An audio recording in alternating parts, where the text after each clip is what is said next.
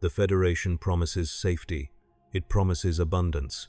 It promises a future where humanity and its allied species live free from the suffering that defined earlier centuries.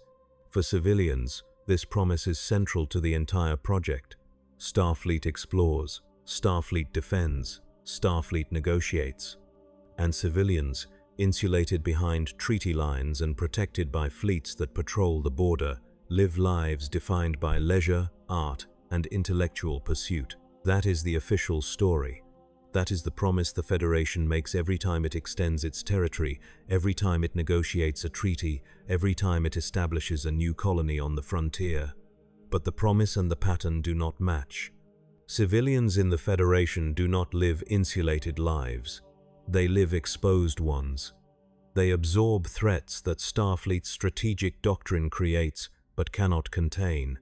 They die in numbers that suggest their safety was never the system's priority. What appears to be a utopia built on post-scarcity and enlightened governance begins to look like something else entirely when the costs are traced downward. The mechanism is simple.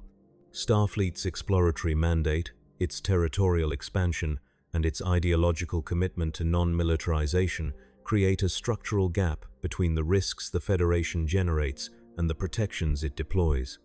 Civilians fill that gap. They are placed on frontier settlements with minimal defenses. They travel on unarmed transports through contested space. They live on planets that become strategic targets the moment treaties shift or new threats emerge. The system does not require their consent. It does not provide them with the means to defend themselves. It normalizes their exposure as the cost of progress, and when they die, their deaths are absorbed into the broader narrative of exploration and sacrifice, without altering the doctrine that made those deaths inevitable. This is not speculation. This is pattern. The Federation's civilian population exists within a structure that prioritizes exploration over consolidation, ideological purity over practical defense, and territorial ambition over the sustainable protection of the people it governs. To understand how brutal civilian life becomes under this system, it is necessary to trace how Starfleet's choices impose costs that civilians cannot refuse, and how the distribution of risk reveals what the Federation actually optimizes for. Starfleet is not designed to protect static populations. It is designed to explore, to expand, and to maintain a presence across an ever-widening frontier. The Galaxy-class starship is the clearest articulation of this design philosophy. These ships carry civilians. They carry families. They carry children. Not as passengers on a military vessel, but as permanent residents integrated into the crew structure. The Enterprise D, the flagship of the fleet, operates with over 1,000 people aboard, hundreds of whom are non-combatants. They are teachers, botanists, spouses, children. They live in quarters designed for long-term habitation. They attend schools. They raise families in corridors that, on multiple occasions, become combat zones. The official justification is that the Galaxy class represents the Federation's commitment to a future where exploration is not a military expedition, but a civilizational endeavor. Families are included because the missions last years, because the Federation refuses to militarize its presence, because the ship is meant to be a symbol of what humanity and its allies have become. The reality is that this design makes non-combatants into structural buffers. When the Enterprise D encounters the Borg at Wolf 359, civilians die. When it is boarded by Romulans, civilians are at risk. When it faces spatial anomalies, hostile species, or experimental weapons, the people least equipped to survive those encounters are present by design. On screen, we see children running through corridors during red alerts. We see families evacuated to the saucer section, a structure that is meant to separate non-combatants from danger, but that still places them aboard a vessel engaged in first contact with unknown and often hostile species. The saucer section itself has been boarded, attacked, and left adrift. Separation is treated as a safeguard, but it is a safeguard that assumes the Federation's ideological commitment to non-militarization is worth the lives risked when that commitment is tested. The simplest reading is that Starfleet designed these ships to project an image of peace and then placed families aboard to enforce that image. The cost is absorbed by the civilians who have no vote in the ship's mission profile and no capacity to override the decisions that place them in harm's way.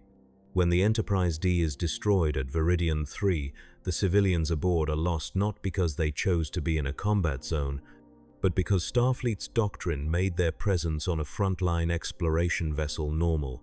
The evacuation procedures themselves reveal the limitations. The saucer separation is meant to protect non-combatants, but it assumes the threat can be isolated to the engineering section. It assumes the saucer will be safe once separated. It assumes a nearby starbase or planet can provide refuge. On multiple occasions, these assumptions fail. The saucer section is pursued. It is fired upon. It drifts in space with limited propulsion and no warp capability. The civilians inside are entirely dependent on rescue, and rescue is not guaranteed. When the Enterprise D separates during the encounter with the Borg cube in The Best of Both Worlds, the saucer section limps away while the star drive section engages. The families are theoretically safe, but if the star drive section had been destroyed, if the cube had pursued the saucer, if Starfleet had not arrived in time, the civilians would have had no defense and no escape. The procedure worked because the threat allowed it to work. The system depends on enemies who cooperate with its ideological constraints. The same logic extends to other Galaxy-class vessels. The USS Yamato is destroyed by an Iconian computer virus. The ship explodes. Over 1,000 people die, including civilians. The USS Odyssey is destroyed by the Jem'Hadar in a suicide ramming attack. Families are aboard when the ship is lost. The USS Enterprise D itself is destroyed when a small bird of prey exploits a flaw in its shield modulation. The ship crashes on Veridian 2. The civilians survive the crash, but only because the saucer section holds together during atmospheric entry. The margin for survival is thin, and it depends on variables that civilians cannot control. The Federation's frontier colonies operate under a similar logic.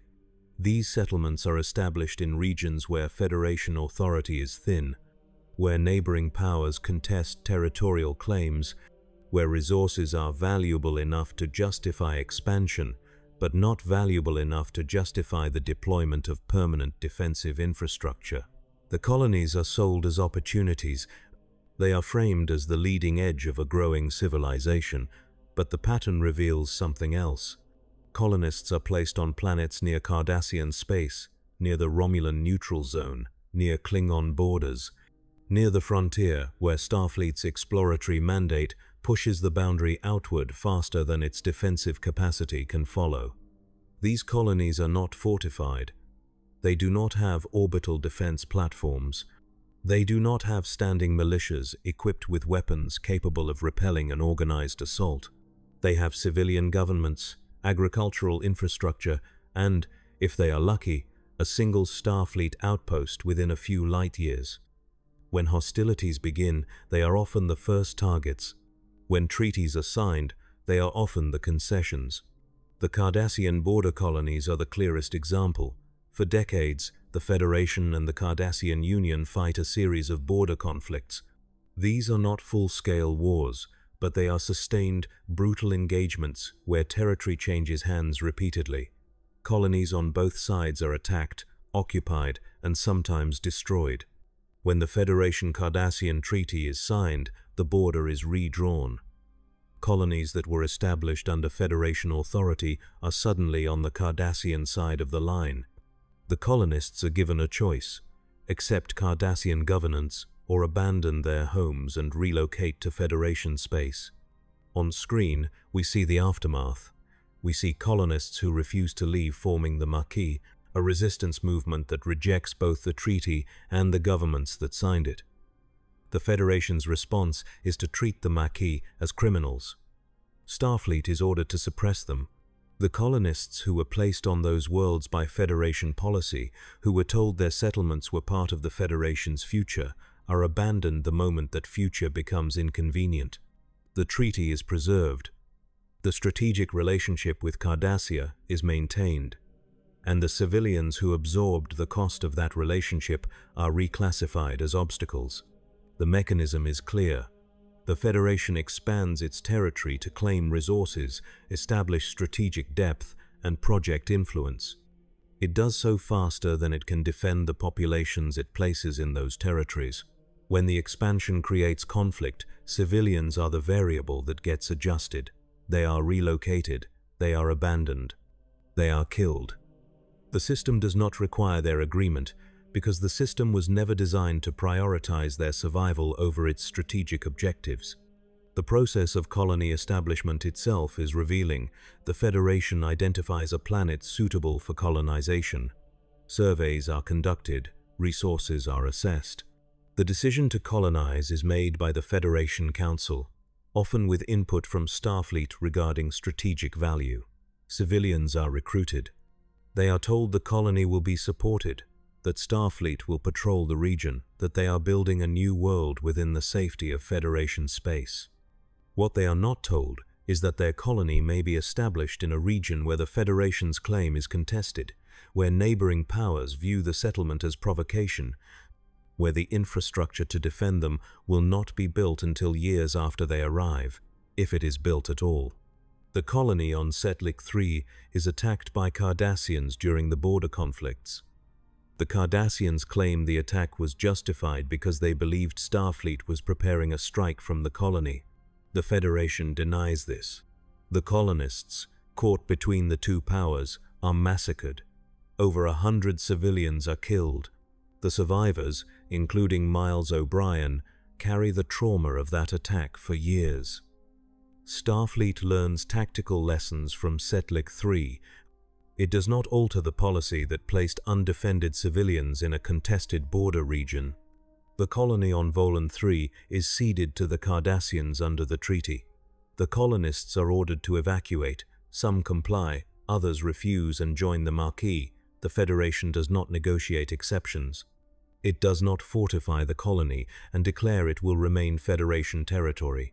It accepts the treaty terms and expects the colonists to accept them as well.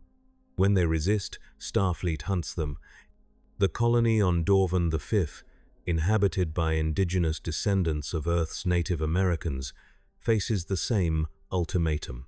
The colonists invoke their spiritual connection to the land. They argue that they have already been displaced once in human history and will not be displaced again. The Federation's response is to send the Enterprise D to enforce the relocation. Captain Picard, sympathetic to their situation, allows them to negotiate directly with the Cardassians. The Cardassians agree to allow the colony to remain under Cardassian sovereignty. The Federation accepts this outcome, but only after making clear that the treaty takes precedence over the colonists' rights. The pattern repeats across the frontier. Civilians are placed in regions where their presence serves the Federation's strategic interests. When those interests change, the civilians are expendable. Civilian transports operate under constraints that make them structurally vulnerable. These ships are unarmed, they are slow. They travel established routes that are known to hostile factions, pirates, and opportunistic raiders. They carry passengers who have no say in the ship's defensive posture and no capacity to resist when the ship is boarded. The Federation's commitment to non-militarization means that arming civilian transports is treated as ideologically unacceptable. The result is that civilians traveling between Federation worlds are exposed to threats that the Federation knows exist but refuses to mitigate. The SS Lakul and the SS Robert Fox are civilian transports carrying El-Orion refugees. They are intercepted by an energy ribbon, a spatial phenomenon that Starfleet has no prior knowledge of. The ships are pulled into the ribbon. They begin to disintegrate. The Enterprise B, a newly commissioned Excelsior-class starship on its maiden voyage, responds to the distress call. The ship is not fully equipped. Its deflector modifications have not been installed. It has no medical staff. It has no tactical officer. The rescue operation manages to save 47 people. 265 others die. The transports are destroyed. The civilians aboard had no way to evade the ribbon. no way to reinforce their shields, no way to survive without Starfleet intervention. And Starfleet intervention, constrained by the incomplete readiness of the only ship in range, was not sufficient. The pattern repeats. The SS Odin is a civilian freighter that crashes on Angel 1, stranding its crew in a society with strict gender hierarchies that treat the male survivors as contraband. The SS Vico is a science vessel with families aboard that is destroyed by a spatial anomaly in the Black Cluster. The SS Tsiolkovsky is a science ship that is infected by a polywater intoxication that kills the entire crew. These are not military vessels. They are not equipped for combat. They are not crewed by trained Starfleet personnel capable of managing extreme situations. They are civilian ships operating in a galaxy where the Federation's presence has drawn attention from hostile species, spatial anomalies, and experimental phenomena that civilian vessels cannot withstand. The Federation does not arm these ships. It does not provide them with escorts. It does not restrict their travel to secure space. It treats their losses as acceptable because the alternative would require either militarizing civilian infrastructure or restricting the freedom of movement that the Federation's ideology depends on. The cost is externalized to the civilians who board these ships, believing the Federation's promise of safety.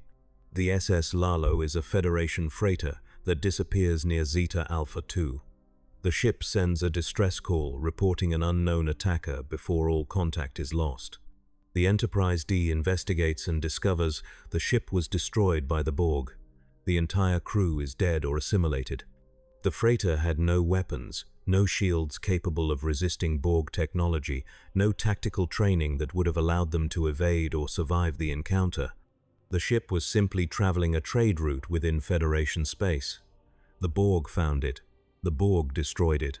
The crew had no chance. The transport Denver, carrying Wesley Crusher and other Starfleet Academy cadets, is nearly destroyed when a fault in the ship's systems causes a catastrophic failure. The passengers survive only because the Enterprise D is nearby and able to intervene. The transport itself was operating with safety systems that failed under normal operational stress. The civilians aboard were dependent on the transport's engineering being flawless and on rescue being available if it was not. One of those conditions failed. The other, fortunately, held. Passenger ships traveling to remote colonies are routinely lost to spatial phenomena, mechanical failures, or hostile encounters. The losses are recorded. Investigations are conducted. Safety recommendations are issued. But the fundamental vulnerability remains. Civilian ships are not built to survive hostile encounters. They are not escorted through dangerous space. They are not equipped with the technology that would allow them to detect and evade threats before those threats become lethal. They operate on the assumption that Federation space is safe, and when that assumption is tested, the civilians aboard pay the price. Planetary populations become strategic targets the moment the Federation's presence makes them valuable. This is not because the populations themselves pose a threat. It is because their location, their resources, or their symbolic value makes them leverage in conflicts that Starfleet's doctrine creates but cannot always prevent. The Borg attack on Earth in 2367 kills thousands. The Breen attack on Earth during the Dominion War kills civilians on a planet that was supposed to be the most defended world in the Federation. The pattern is consistent. When the Federation's strategic choices generate conflict, civilians die in numbers that suggest their protection was never the limiting factor in those choices. The Borg attack at Wolf 359 is the most visible failure. 39 starships are destroyed. 11,000 Starfleet personnel are killed. But the Borg cube continues toward Earth. The cube reaches Earth. It enters orbit. It begins assimilating the planet. The Enterprise D manages to destroy the cube, but only after the Borg have demonstrated that Starfleet's defensive posture cannot stop a single determined adversary from reaching the heart of Federation space. The civilians on Earth had no way to evacuate. They had no planetary defenses capable of repelling a Borg assault. They were dependent entirely on Starfleet's ability to intercept the threat before it arrived. Starfleet failed. The cube was stopped, but only at the last possible moment, and only because of a tactical advantage that could not have been predicted. The assimilation begins before the cube is destroyed. Borg drones transport to the planet's surface. They begin assimilating civilians. They begin constructing infrastructure. The Federation's most heavily populated world, the political and cultural center of the entire organization, is being converted into Borg territory while Starfleet scrambles to find a way to stop it. The civilians being assimilated have no defense, they have no weapons, they have no training. They are simply absorbed into the collective because the system designed to protect them could not prevent the threat from arriving. The Breen attack during the Dominion War follows a similar logic. The Breen, allied with the Dominion, launch a surprise attack on Earth. They strike Starfleet headquarters, they strike civilian centers. They kill people who believed Earth was too far from the front lines to be at risk. The attack succeeds because Starfleet's strategic focus was on holding the line in Cardassian space, not on defending the core worlds. The assumption was that the Dominion could not reach Earth. The assumption was wrong. The civilians who died had no warning and no recourse. The attack reveals a structural flaw. Earth has no dedicated planetary defense grid capable of stopping an attack that bypasses the fleet. The planet depends on Starfleet vessels to intercept threats before they reach the solar system. When the Breen bypass that perimeter using their energy-dampening weapon to disable the defending ships, Earth is exposed. The Breen ships enter orbit. They fire on the surface. Buildings are destroyed. People die. Starfleet scrambles to respond, but the damage is done. The attack lasts minutes, but it kills civilians who had no reason to believe they were in a war zone. The simplest reading is that the Federation treats civilian casualties as an acceptable cost when weighed against the strategic priorities of exploration, expansion, and ideological preservation. The deaths are mourned. They are commemorated, but they do not alter the system that made them inevitable. The colony on Omicron Theta is destroyed by the crystalline entity. The entity consumes all life on the planet. Over 400 colonists are killed. The entity strips the planet of organic matter, leaving behind only buildings and equipment. The colonists had no way to evacuate. They had no defenses capable of stopping the entity. They had no warning that allowed them to prepare. They died because the Federation placed them on a planet where their survival depended on the absence of threats they could not possibly resist. Dr. Noonien Sung, one of the survivors, creates data in part as a response to the loss. But the colony itself is not rebuilt. The Federation does not establish a warning system to detect the crystalline entity. It does not deploy assets to track or contain the entity. The colony is simply lost, and the system moves on. When the Enterprise D encounters the crystalline entity years later, the entity is tracked and eventually destroyed. But the destruction comes only after the entity has killed thousands of people across multiple worlds. The entity was a known threat for decades. The Federation had the capacity to track it, to warn colonies in its path, to develop countermeasures. It did none of these things. The colonies in the entity's path were left undefended, and the civilians who lived on those colonies died because the system did not prioritize their protection. The Maquis crisis reveals how the Federation handles civilians who refuse to absorb the costs imposed on them. The colonists who form the Maquis are not radicals. They are farmers, engineers, teachers, families who were encouraged to settle on the Cardassian border and who were then abandoned when the treaty redrew the map. They ask for protection. They ask for the Federation to honor the commitment it made when it established their colonies. The Federation refuses. The treaty is more important. The strategic relationship with Cardassia is more important. The colonists are told to relocate or submit. When they resist, Starfleet is ordered to stop them, not to protect them from Cardassian aggression, not to renegotiate the treaty, to suppress the resistance they are conducting against the treaty that abandoned them. On screen, we see Starfleet officers hunting former Starfleet personnel who joined the Maquis. We see ships destroyed. We see arrests. we see the Federation's response to civilians who reject the system's terms. The response is enforcement. Commander Calvin Hudson, a Starfleet officer stationed in the demilitarized zone, defects to the Maquis. He explains his decision to Benjamin Sisko. The colonists were betrayed. The treaty sold them out. The Federation expects them to abandon their homes or live under Cardassian rule, and neither option is acceptable. Hudson joins the resistance because he believes the Federation has violated the social contract it made with the colonists. Starfleet brands him a traitor. The system does not tolerate dissent, even when the dissent is rooted in the system's failure to protect the people it governs. Lieutenant Ro Laren, a Bajoran Starfleet officer, is sent to infiltrate the Maquis. She is ordered to gain their trust and report back to Starfleet. She meets the colonists. She hears their stories. She sees what the treaty has done to them. She defects. She joins the Maquis, knowing it will end her Starfleet career, because she believes they are right. The Federation's response is to classify her as a traitor and move on. The pattern of abandonment continues. The Maquis are eventually wiped out by the Dominion. The Cardassians, allied with the Dominion, eliminate the Maquis settlements in a coordinated purge. Entire colonies are destroyed. The resistance fighters are hunted down and killed. The Federation does nothing.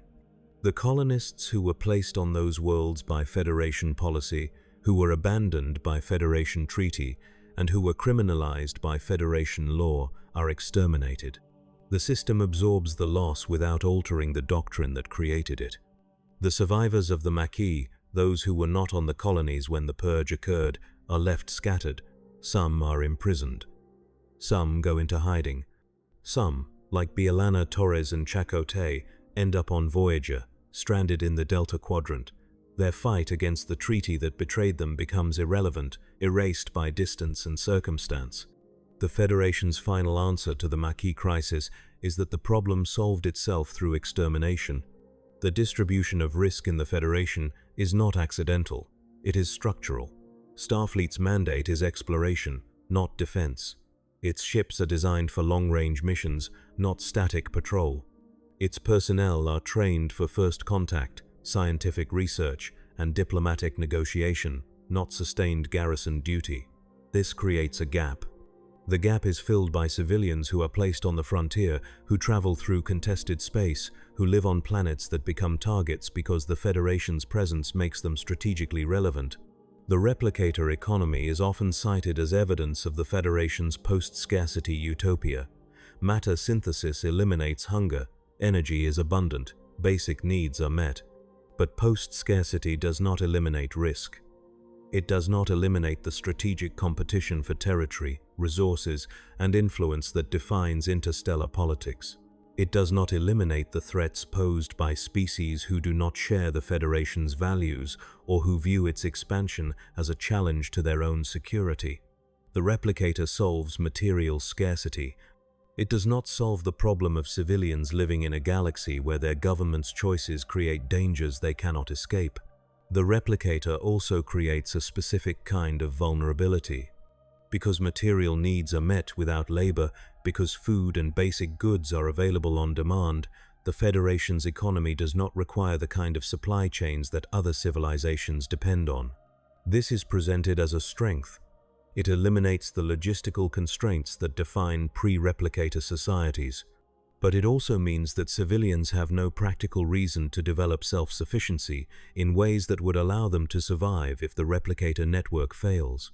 When colonies lose power, when transports are stranded, when systems fail, civilians are entirely dependent on Starfleet to restore the infrastructure they need to survive. They cannot fall back on agriculture, on manufacturing, on trade networks that would allow them to endure without replicators. The system has made them dependent, and that dependence becomes lethal when the system fails. The colony on Tau Cygni V is established in the neutral zone. The colonists do not know the planet is in the neutral zone when they settle there. They build a society. They live there for decades. The Sheliak, a non-humanoid species with a treaty granting them control of the region, demand the Federation remove the colonists. The treaty gives the Sheliak the right to the planet. The Federation agrees to evacuate the colony. The colonists refuse. They have lived on Tau Cygni V for generations. It is their home, the Federation insists. The treaty must be honored. The colonists are eventually persuaded to leave, but only after Picard negotiates a delay that allows time to find them a new world. The pattern is the same. Civilians are placed in territory where their presence serves Federation interests. When those interests change, the civilians are expected to leave. The colony on Ventax II is threatened by a con artist posing as a mythological figure who claims ownership of the planet under an ancient contract. The colonists believe the contract is real. They believe they are about to be enslaved. The Enterprise D intervenes and exposes the fraud, but the colonists were ready to accept their enslavement because they had no capacity to resist and no expectation that the Federation would protect them from a legal claim, even one rooted in superstition. The colony on Penthara IV is nearly destroyed by an asteroid impact. The asteroid strike triggers a nuclear winter. The Enterprise D attempts to reverse the damage by igniting the planet's atmosphere, a procedure that nearly destroys the entire biosphere. The colonists survive, but only because the Enterprise D was nearby and willing to take an extreme risk. If the ship had not been in range, if the atmospheric ignition had failed, the colony would have been lost. The colonists had no way to prevent the asteroid strike. They had no way to reverse the climate damage. They were entirely dependent on Starfleet intervention, and that intervention nearly killed them. The Federation's ideology depends on the belief that non-militarization is morally superior to the alternative. Starfleet is not a military. Its ships are not warships. Its personnel are explorers, not soldiers. This belief is central to the Federation's identity. It is what separates the Federation from the Klingon Empire, from the Romulan Star Empire, from the Cardassian Union. But the belief has a cost. The cost is that civilians are left undefended in situations where a more militarized posture would have saved lives. The Galaxy class carries families because the Federation refuses to treat exploration as a military operation. The frontier colonies are undefended because the Federation refuses to fortify them in ways that would signal militarization. The civilian transports are unarmed because the Federation refuses to compromise its ideological commitment to peace. The pattern is consistent, the ideology is preserved, the civilians pay. Starfleet's ship design philosophy reflects this ideology. The Miranda class, the Excelsior class, the Nebula class, all of these vessels are designed with scientific and exploratory capabilities as primary systems. Weapons are secondary. Shields are adequate for most encounters but not optimized for sustained combat. The ships are meant to avoid fights, not win them. When fights become unavoidable, the ships are often outmatched by adversaries who design their vessels explicitly for war. The Klingon Empire builds birds of prey, Vorcha-class cruisers, and Negvar-class battleships. These ships are weapons platforms. They are built to destroy other ships. They carry minimal scientific equipment. They are crewed by warriors trained for combat. When a Klingon ship encounters a Starfleet vessel, the Klingon ship is optimized for the engagement. The Starfleet vessel is not.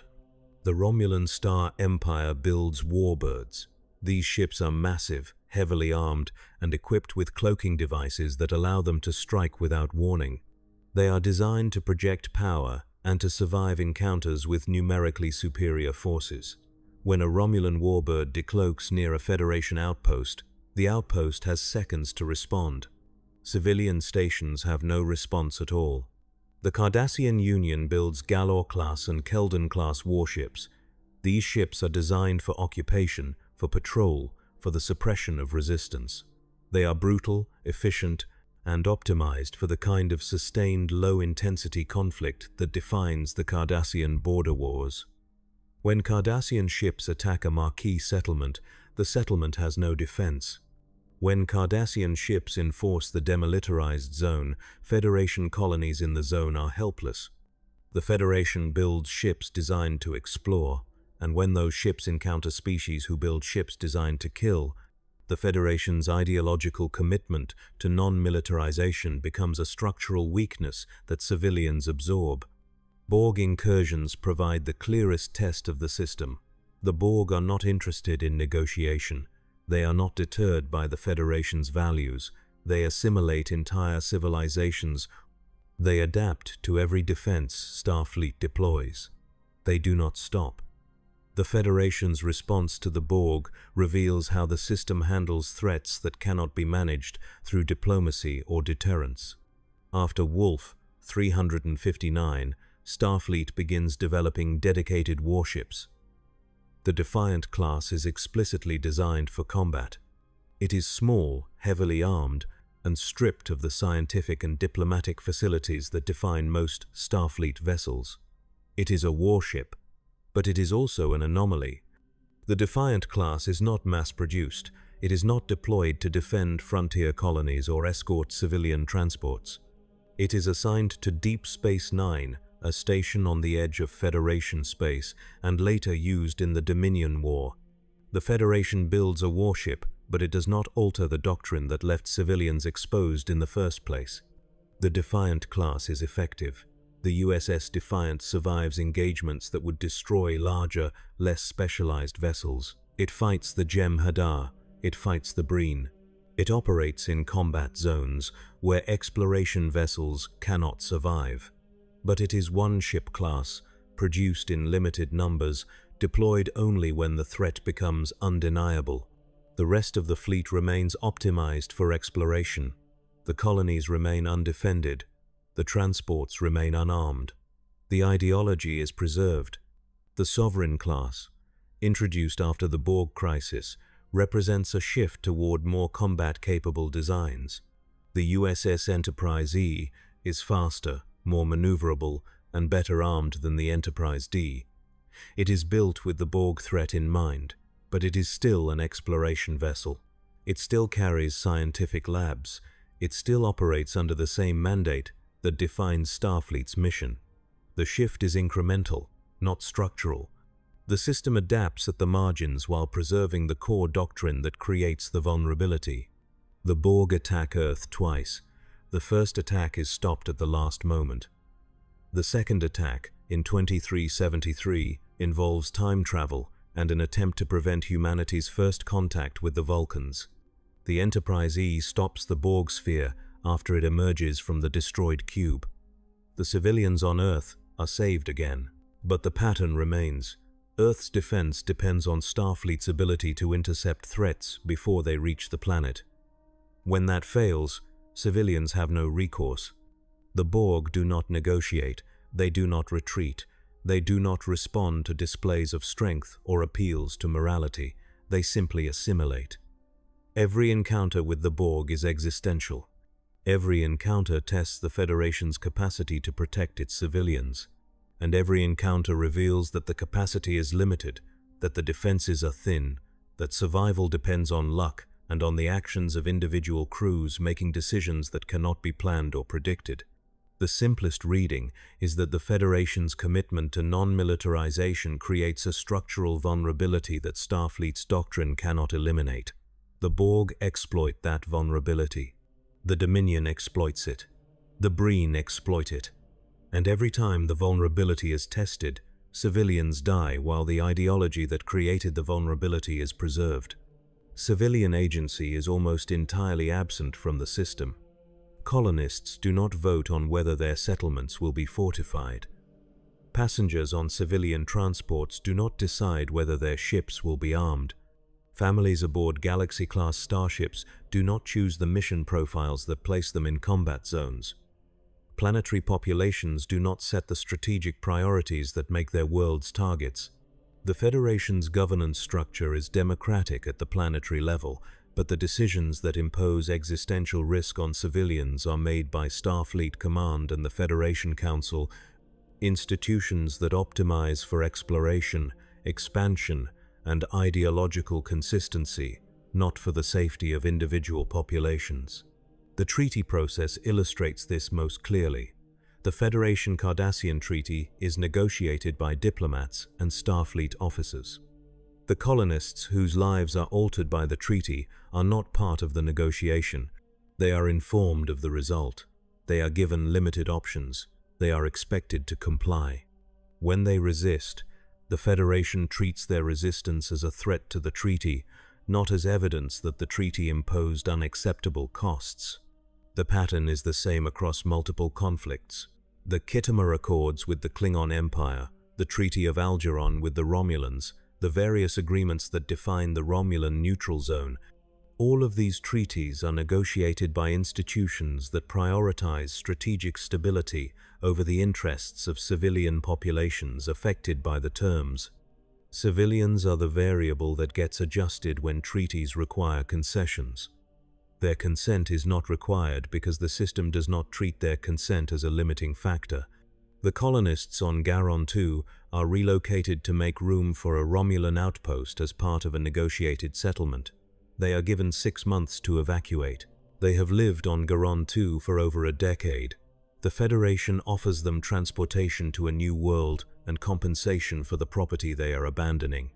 The colonists accept because they have no leverage to refuse.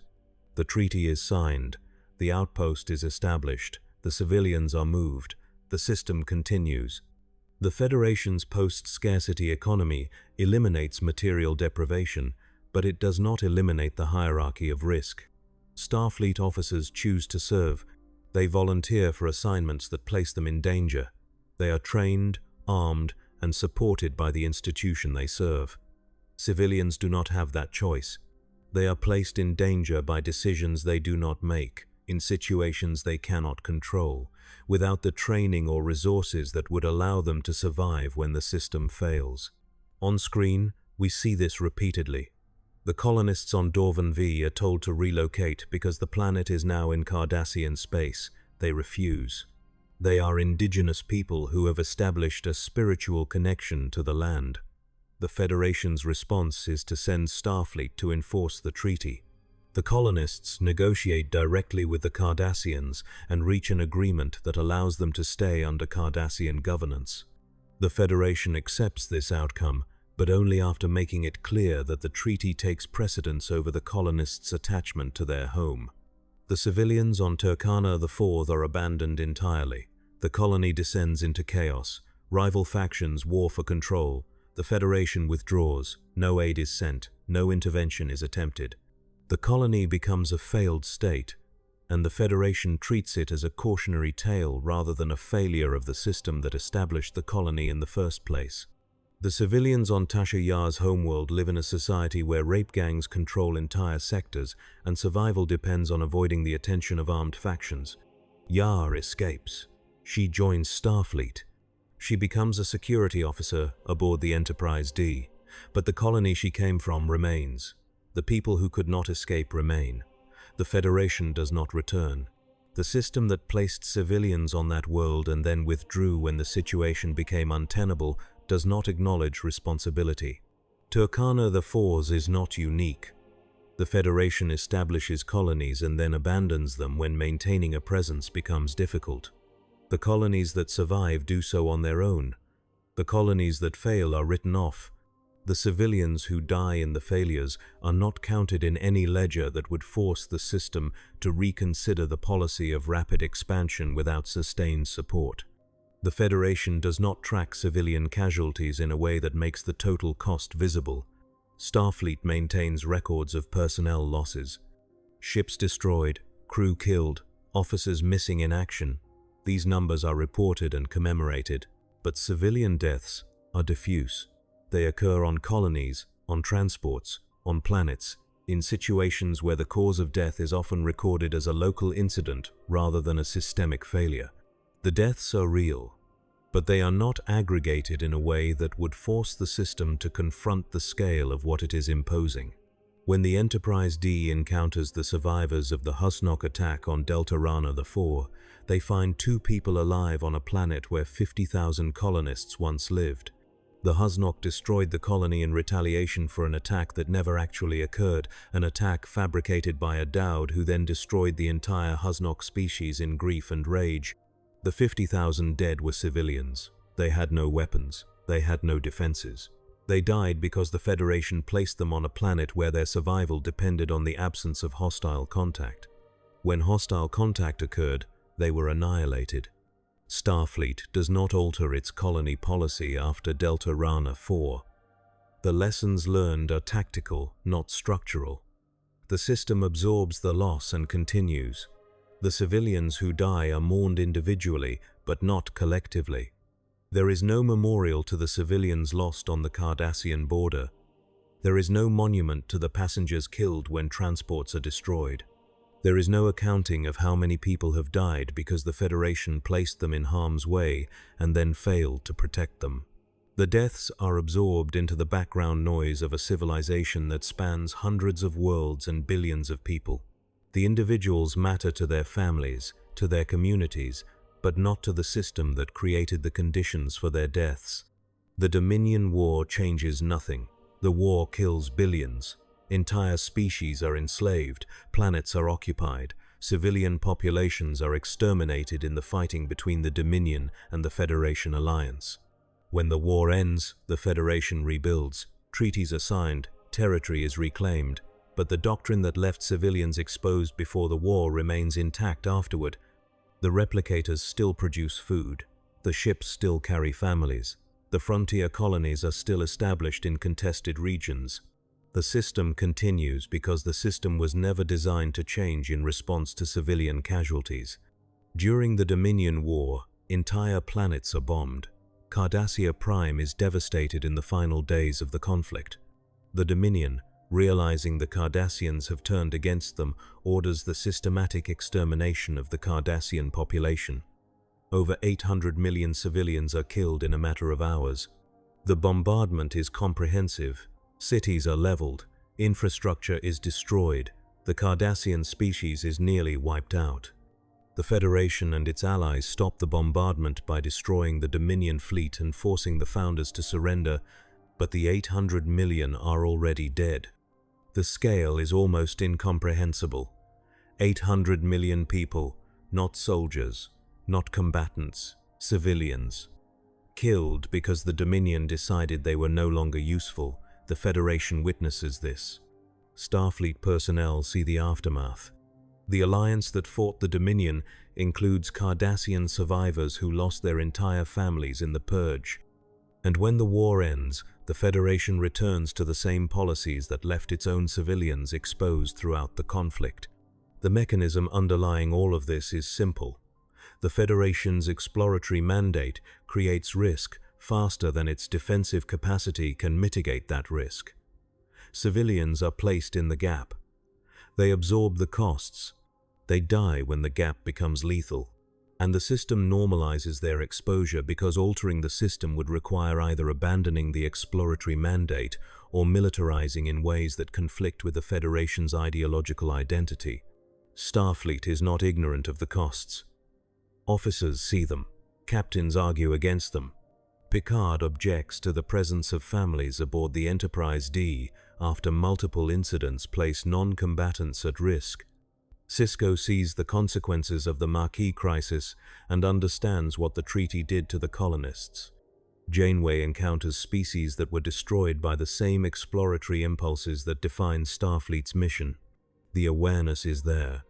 But awareness does not translate into systemic change because the system is not designed to prioritize civilian safety over strategic objectives.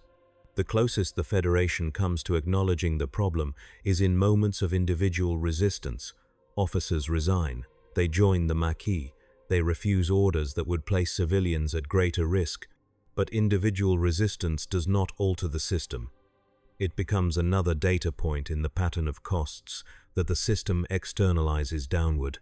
Captain Picard argues against the presence of families aboard the Enterprise D after the ship is nearly destroyed during the encounter with the Borg. He believes the risk is too great. He believes that placing children in combat zones is indefensible. His objections are noted, but the policy does not change. The Galaxy class continues to operate with families aboard. The ideology is preserved. The captain's concerns are treated as valid but not sufficient to override the broader commitment to non-militarization. Commander Sisko sees the Maquis crisis unfold and understands that the colonists were betrayed. He sympathizes with their position even as he is ordered to stop them.